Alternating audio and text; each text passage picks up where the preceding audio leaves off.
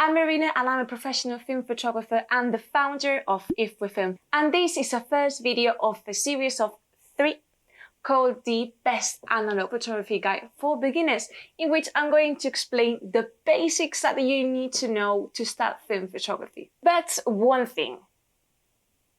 My intention with these videos is to make your entry to the film photography world as easy and clear as possible. That means that I put aside complicated technicalities and I simplified all the information as much as possible to give you just the essential things for you. So, with that being said, let's get started. Look, it's possible that film photography could be a little bit intimidating at first, but honestly, once you have all the basics crystal clear, the rest is pure joy and experimentation. So, in order to not complicate our lives, I've summarized this guide into just 5 simple questions. So, question number 1, what are the basics I need to know about analog cameras? Number 2, what are the analog cameras I could start with? These are the questions I'm going to cover in this video. Question number 3, what are the basics I need to know about films? Question number 4, which films are ideal to start with? These 2 questions are going to be part of the second video. And question number 5, what options do I have after I finish my roll of film? Which I'm going to cover in the third video. All the links for each video are here in the description box. Well, let's start with the first question. What are the basics I need to know about analog cameras? When we talk about analog cameras, we can classify them according to 2 criteria. First of all, by the film size that the camera uses, and second, by the system or the mechanism that the camera uses. 35mm cameras are, as the name suggests, cameras that uses 35mm films. They are generally quite affordable, since the 35mm format is one of the most standardized formats, and you can find 35mm cameras from the simplest to the super complete ones with a lot of functions. Medium format cameras are the camera format known to be used by many professional film photographers, as these cameras uses a film size more than twice as large as the 35mm films. And by the way, when we say medium format cameras, we normally refer to cameras that use 120 film, although there are more formats that are considered to be medium format films, but I'm not going to mention right now. And as a general rule, medium format cameras are bigger, heavier, and unfortunately a little bit more expensive than 35mm cameras. Normally, maybe you can find good deals. Large format cameras are those big cameras that uses film sold in sheets rather than rolls of films. Or they can use plates as well. And the most common film sizes are 4x5, 5x7 and 8x10. For me, large format cameras are a completely different thing. They're a completely different vibe. Everything is so much slower. It's like you're putting your soul there on each careful shot, you know. It's just a complete different thing. And the quality of the images that you get from a large format cameras is from another world. Well, let's continue. I said that the cameras can be also classified by the mechanism or system that they use, right? Well, we're going to see 6 types of cameras. I'm going to briefly explain a little bit of them, and also I'm going to mention some of the pros and cons of them. Number 1, single lens reflex cameras, or most commonly called SLR cameras. Look, what you need to know about these SLR cameras are just 3 things. Well, first of all, inside these cameras you will find a mirror that reflects the light as it passes through the lens. Second, when you look through the viewfinder and rotate the focusing ring, you can see what are you focusing at. So you can see the focus areas and the areas that are not in focus. And the third thing would be super easy.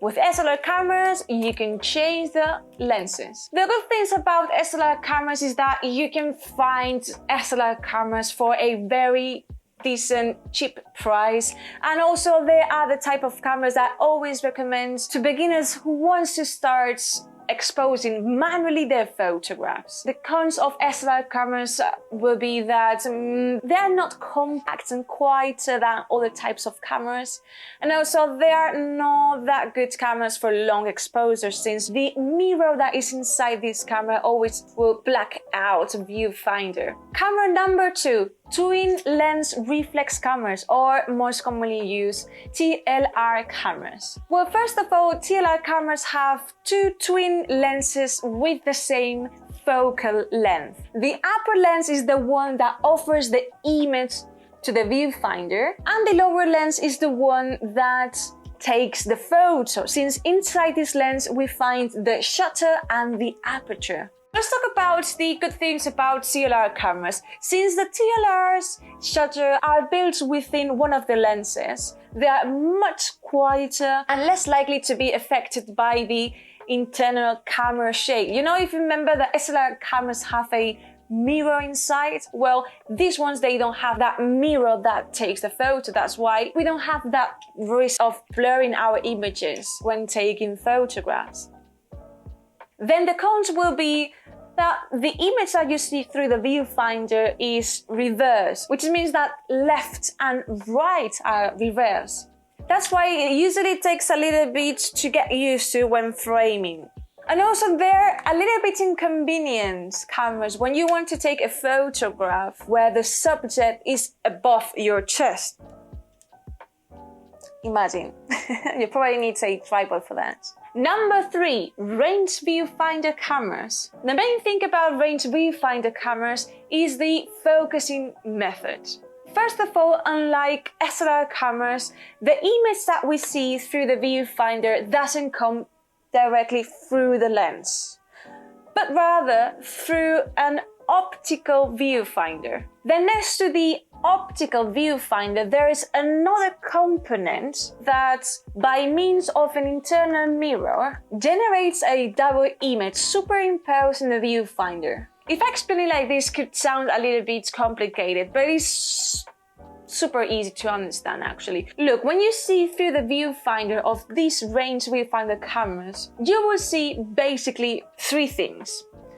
First of all, you're seen in focus. You will see the completely seen in focus. Then you will find the framing lines, which will help you to compose your photograph. And finally, you will find a little rectangle with that double image. Look, it's basically all you need to do when you're taking a photograph is that if you want to have your subject in focus, the only thing you have to do is just match those 2 images that you see on the viewfinder. Then you will have your subject in focus.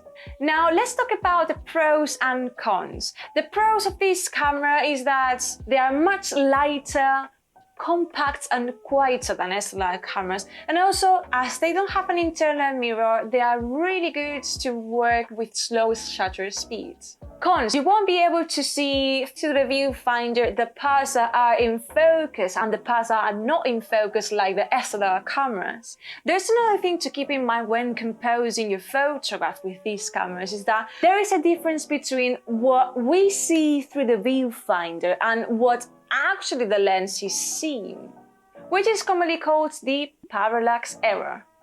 Number 4, point and shoot cameras.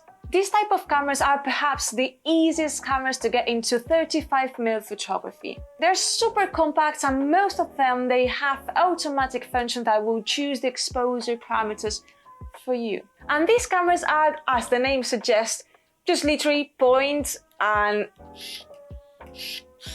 shoot cameras. But what are the good things about point and shoot cameras? You can really find super cheap point and shoot cameras. Can I say again, super cheap?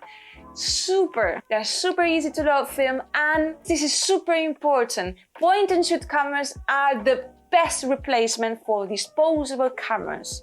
I highly recommend to buy point and shoot cameras rather than use single-use cameras, since they pretty much work the same way, and you just only need to buy first the camera once and then just buy a film. And what are the not that good things? Well, point and shoot cameras are really good. I'm not going to deny it. I personally use point and shoot cameras quite a lot of the time, but Honestly, if you're willing to learn to expose your photographs manually and to learn all the parameters and everything, perhaps this is not the best option.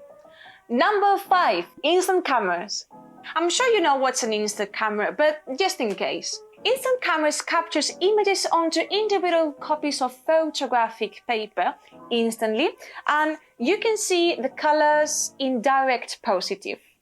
The pros is that you don't need to use any chemicals at all to get your images, and they're extremely easy to use. It's literally like the point and shoot cameras. You just point and shoot. And then the picture comes out. I just need to wait maybe a few minutes to get like these results. But let's talk about cons. The main disadvantage will be for sure film, the film price. When you buy a pack of instant film, there are only few sheets, normally from 8 to 10, and they're pretty expensive. And finally, camera number 6, the pinhole camera. Pinhole cameras are the easiest cameras in the world. They consist of a light tight box. Well, in this case I have the solar can, which is a can, and pinhole cameras, they have a super tiny hole, which is called the pinhole, through which light rays enters and fall into the photographic paper or film.